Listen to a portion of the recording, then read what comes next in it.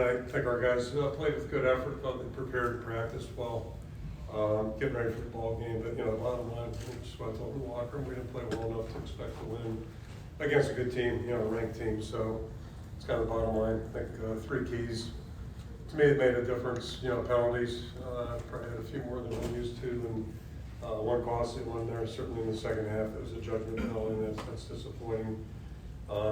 Turnover takeaway margin, we came up short in that, and that's not a good thing for any football team, certainly not us. And same thing with third down conversions, and I think probably the biggest differentiating thing there, I pointed out, we were clean in the first half, turnover-wise, and then had the one pick. Came at a bad time, there's never a good time, but we had the ball at midfield. And then the penalties, the third down situation, we were down there 5 out of 6 first half, and that was a point of emphasis. And then, 4 out of 5 first half, and then ended up, 6 of 13 overall, which, do the math on that. That's 1 and 8 second half. And I think that's pertinent. These guys are a highly ranked team penalty-wise, or a highly ranked team turnover and takeaway margin. They've done a really good job on third down conversions and third down defense. So in the first half, I think we did a good job of minimizing those, yardages, if you will, and were able to stay on the field a little bit better.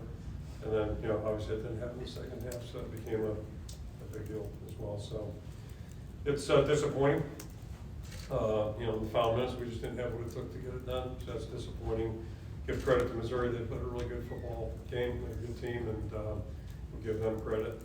And 2 things in the locker room basically is just told the team appreciate their effort, and they just didn't play well enough to win. And then most importantly probably is just thanking our seniors. We had a great group of 20 plus seniors. Done a great job for us during their entire careers. Some have been 5 or 6 years, others 1 or 2, guys that transferred in. So each and every one did a great job, exemplifying what it is to be a good student athlete, good college football player. And so I really appreciate their efforts. Obviously, wish them the best and do all we can to help them as they move forward. But a lot of good things this season, a lot of really positives, and this one's going to stink for a little bit. I'll throw it out for questions. 1, 2, 3. All right, Kirk, looking at the last drive, started with the sack. Obviously, you don't want that to happen. So can you kind of walk through why you guys? It went interception, 3 and out, 3 and out, 4 and out to finish the game. Just how did the offense sort of fall apart a little bit, I guess, so to speak? And then also, it seemed like you were really mad at the officials toward the very, very end. Can you specify that? Look on the board on the 4th one. It looked like one of their guys had his hand in the neutral zone. Yeah. But that wasn't a deciding factor in the game, certainly. So there really was two halves, and I think the third down conversion is probably part of that. But turnover. But we missed an opportunity there on the turnover. We get the ball in midfield and give it back to them in good position. One thing I left out, their field goal kicker's been really consistent. 25 and in. He hasn't been so consistent ball outside the 30, and he nailed 2 of them today. So we give him credit as well. But that was kind of a tale of 2 halves. We had some rhythm and did some good things in the first half. In the second half, we had a hard time getting that down, especially in the critical downs. Coach, you had a 4th and 2 at the plus 40 in the first half. Yep. I'm assuming you'd probably say Drew Stevens, one of your better players. How much do you consider? I know it's a long field goal. Sure. But with a 3-point difference, do you regret not sending him out there or keeping the offense on the field in 4th and 2? No, I don't play that game.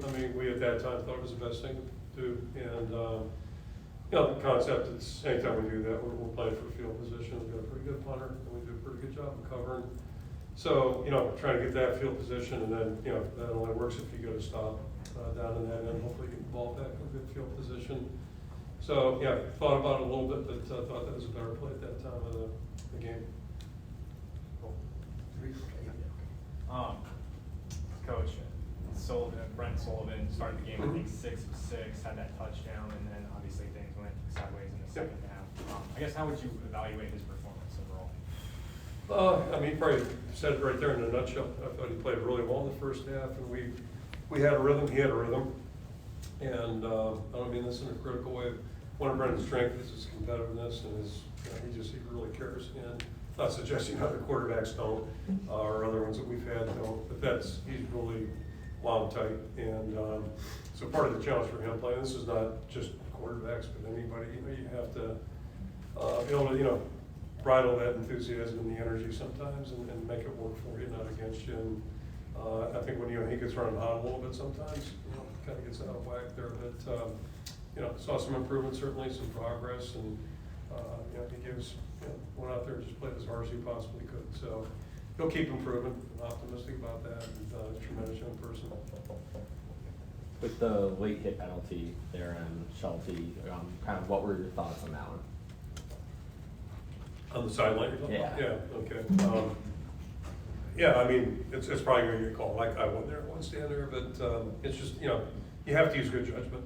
You just got to use good judgment and don't want to give the officials a chance to make a call like that. And anytime you're on the boundary, you got to be really careful, I think. So, it is what it is, and that's uncharacteristic, certainly, of Quinn. He's been an outstanding player for us. Thoughts on Kamari and Jazz and the way they stepped in the run game? Yeah, I apologize too. I forgot TJ yesterday. Yeah.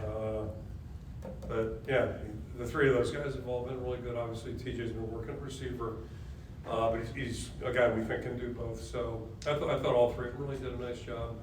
It doesn't seem like it's too big for them at all, and I think they were eager to get a chance to go out there and play. And they're different. All three of them are different type players, but they're all really good football players, and they're really outstanding young guys. I mean, they're fun to be around and fun to see at practice and all that type of thing. So, yeah, just happy with the way they stepped in there. And Tyler Ellsbury wasn't perfect, but he stepped in with Logan being out and did a lot of good things too. So that's part of football, and yeah, really proud of those guys especially. Yeah, tough. It seemed like a tough day for the secondary from our perspective, I guess. What kind of reminiscent of the Michigan State game, maybe a little bit for a while. Not What would the you? same, but still, Yeah. What would you say? Kind of the issue was today. You even had. I mean, Xavier got benched at one point. Yeah, I'm not sure the irony of it is like our first possession. The quarterback had nowhere to go with the ball, Yeah. and it took us a while to get there. But we were wired in, and then credit to them. They did a great job with their schemes and made it tough on us. And their quarterback, I mentioned the field goal kicker. He hasn't been consistent from distance. Their quarterbacks played really well, for 2 years now. And it's no accident they've won whatever. They've won now 21 games, I think, in 2 years. So a lot of that starts with that quarterback play. He played really well, and then the receivers did a good job too. They maybe a drop or two in there, but they were tough to cover. Last question. Uncharacteristic to be talking about, 10-point lead blown here, 10-point lead blown. I think it's 10 against UCLA and 13 against Iowa State. Mhm. What was it about this year where that seemed to be a shortcoming for you guys? Yeah, I think each of them are a different discussion probably. Maybe the most similar would be the last two. Just, some of the things we talked about offensively, first half versus second half, I think popped up in both of those, at least from my vantage point. Sometimes that's gonna happen.